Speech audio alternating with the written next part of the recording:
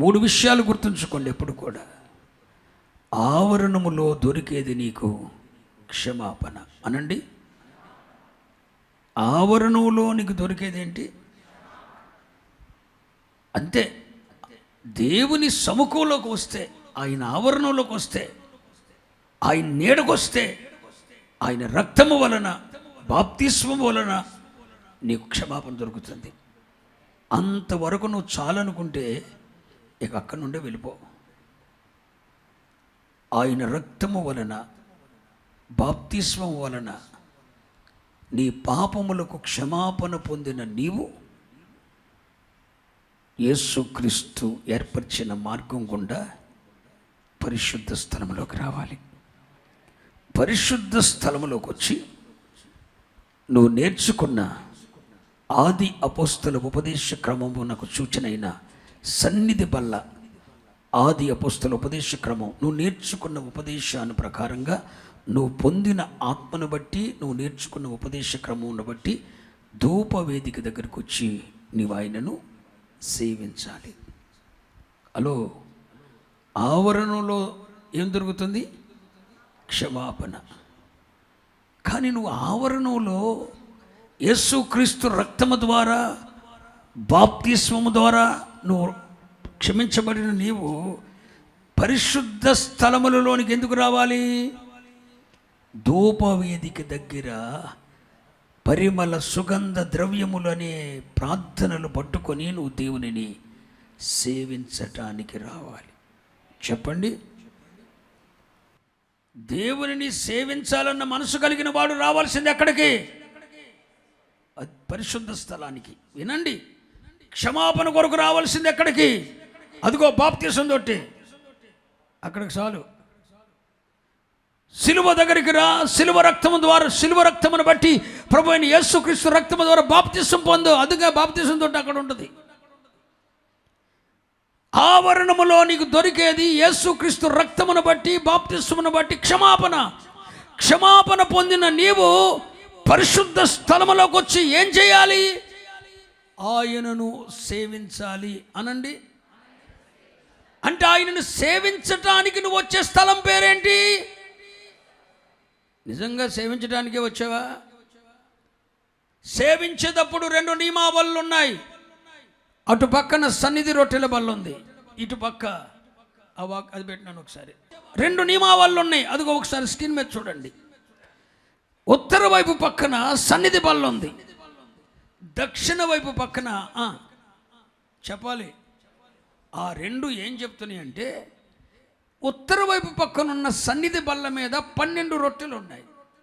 ఈ 12 రొట్టెలు ఏంటంటే ఆది అపోస్తలుల ఉపదేశ క్రమం. ఏంటది అంటే, ఇప్పుడు మనం ఈ పరిశుద్ధ స్థలములోకి వచ్చిన తర్వాత దినదినము దేవుడు తన సేవకుల ద్వారా మనకు అందిస్తున్న ఉపదేశ క్రమమును బట్టి మనం దేవునిని సేవించాలి అని చెప్తుంది సన్నిధి బల్ల. మరి యువతలేపు ఉన్న దీపవృక్షం ఏంటి? ఆ దీపవృక్షము జీవము గల దేవుని సంఘమే. ఆ దీపవృక్షానికి 7 దీపాలు ఉన్నాయి. ఆ 7 దీపాలు ఏంటంటే దేవుని 7 దైవిక స్వభావాలు. పరిశుద్ధాత్మ దేవుని 7 దైవిక స్వభావాలు. అంటే అర్థం ఏంటంటే, నువ్వు దేవునిని సేవించడానికి వచ్చిన నీవు ఒట్టి చేతులతో తప్పట్లు కొట్టి టిప్ప కొడితే ఆ సేవ పనికిరాదు. దేవునిని సేవించడానికి వచ్చిన నీవు దేవుని 7 పరిశుద్ధాత్మ దేవుని స్వభావాలు, పరిశుద్ధాత్ముని యొక్క 7 దైవిక స్వభావాలతో నీవు తండ్రిని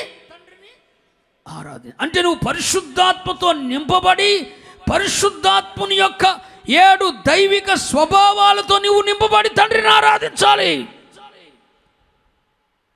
ఇటు పక్క చూస్తే ఏముంది?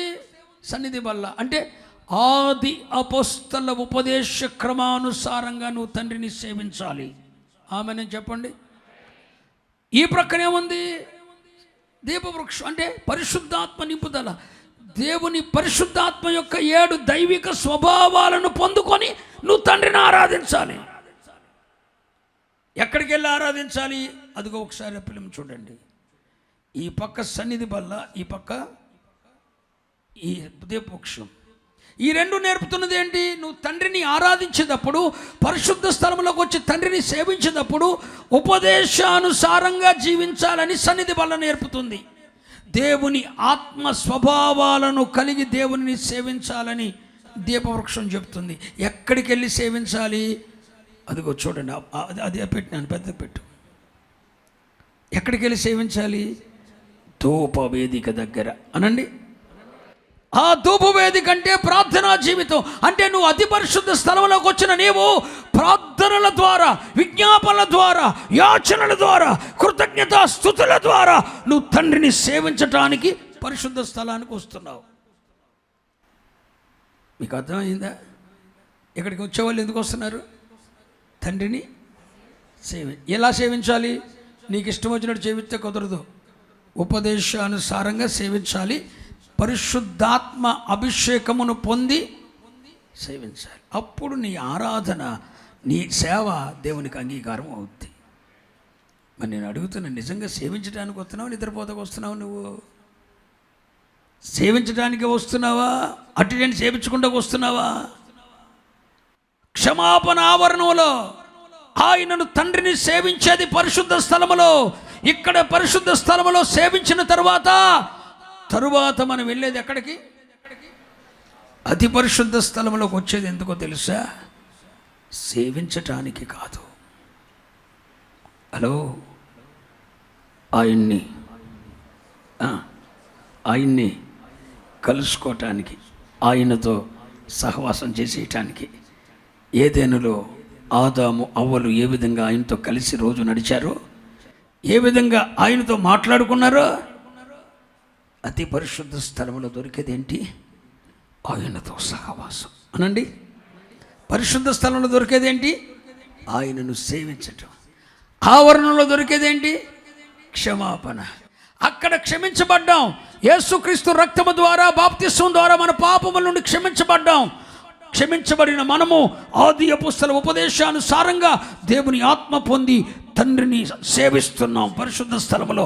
అలా సేవిస్తున్న మనము క్రమక్రమంగా యేసు మన కొరకు ప్రతిష్ఠించిన మార్గమున అతి పరిశుద్ధ స్థలములోకి వచ్చి ఇప్పుడు మనం తండ్రితో సహవాసం చేస్తున్నాం.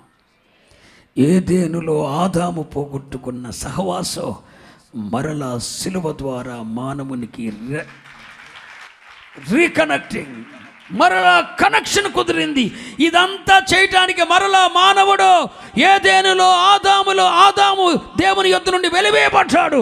కానీ సిలువ మరణము ద్వారా ప్రభువైన యేసుక్రీస్తు తన శరీరమును తెరను చెనగడం ద్వారా, ఆయన శరీరమును తెర ద్వారా ఆయన ప్రతిష్ఠించిన మార్గము ద్వారా ఇప్పుడు తండ్రిని ఉపదేశానుసారంగా సేవిస్తూ ఆత్మ నింపుదల కలిగి సేవిస్తున్న మనము క్రమక్రమంగా ఏదేనులో ఆదాముకు దేవుడు దూరమయ్యాడు. ఇప్పుడు యేసయ్య మన కొరకు ప్రతిష్ఠించిన మార్గము గుండా రోజు రోజుకి మనం తండ్రిని కలుసుకుంటున్నాం, తండ్రితో సహవాసం చేస్తున్నాం, ఆయనతో మాట్లాడుతున్నాం, ఆయన మహిమ చూస్తున్నాం. ఓ మందసభ మెట్టి మీద ఉన్న కరుణపీఠం మీద ఉన్న కెరూబుల మధ్య మహిమను కనులారా చూస్తున్నాం. హల్లెలూయా. సిలువలో మానవుడు ఆదాము పోగొట్టుకున్నదంతా మళ్ళా యేసయ్య రెస్టోరేషన్ చేశాడు, పునరుద్ధరించాడు. అందుకే యేసయ్య సిలువలో మరణించినప్పుడు పరిశుద్ధ స్థలానికి అతి పరిశుద్ధ స్థలానికి మధ్యనున్న తెర పై నుండి కిందకి చిరిగింది అనండి, నడిమికి చిరిగింది అనండి. అంటే అర్థం ఏంటి? అదిగో ఎల్ఈడీలో చూడండి, రెండుగా చిరిగింది. అంటే అర్థం ఏంటి? ఓరు బాబు, నువ్వు నా రక్తాన్ని పట్టుకొని ఏ టైంలోనైనా ఎప్పుడైనా ఏ టైంలోనైనా అర్ధరాత్రి అయినా తెల్లరగట్టయినా, ఆ రోజున ప్రధాన యాజకుడు, పాత నిబంధనలో ప్రధాన యాజకుడు సంవత్సరానికి ఒకసారి నానా, ఇప్పుడు ఎప్పుడైనా ఏ క్షణమైనా అర్ధరాత్రి అయినా తెల్లరగట్టయినా 3ంటికైనా 2ంటికైనా మధ్యరాత్రిలో 12ంటికైనా, ఇదిగో నేను నీ కొరకు ప్రతిష్ఠించిన మార్గమున నా రక్తమును చేతపట్టుకొని నేను ప్రతిష్ఠించిన మార్గమున నా శరీరమును తెర ద్వారా ఏర్పరచబడిన మార్గమున నువ్వు తండ్రిని ఏ టైంలోనైనా ఎప్పుడైనా కలుసుకోవచ్చు, మహిమను చూడొచ్చు. అరణ్యము లాంటి నీ జీవితాన్ని ఏదేనుగా మార్చుకోవచ్చు.